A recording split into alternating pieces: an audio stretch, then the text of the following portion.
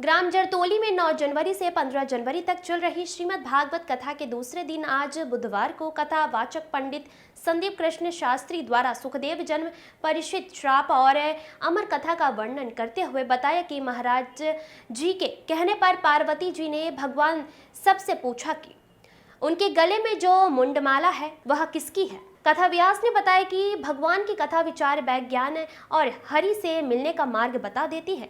उन्होंने कहा कि राजा परीक्षित के कारण भागवत कथा पृथ्वी के लोगों पुण्य का सौभाग्य प्राप्त हुआ। कथा व्यास ने कहा कि मनुष्य से गलती हो जाना बड़ी बात नहीं है, लेकिन ऐसा होने पर समय रहते हुए सुधार और प्रायश्चित करना जरूरी है। ऐसा नहीं हुआ तो गलती पाप की श्रेणी में आ जाता है। कथा प्रसंग के दौरान कथा व्यास ने पांडवों के जीवन में होने वाली श्री कृष्ण की कृपा को बड़े सुंदर ही ढंग से दर्शाया।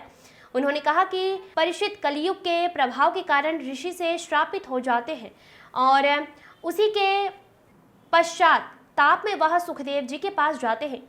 भक्ति एक ऐसा उत्तम निवेश है जो जीवन में परेशानियों का उत्तम समाधान देती है, साथ ही जीवन के बाद मोक्ष भी सुनिश्चित करती है। उन्होंने बताया कि अच्छे संस्कार और चरित्र से व्यक्ति यह लोक का सुख भोग कर वैकुंठ की प्राप्ति करता है।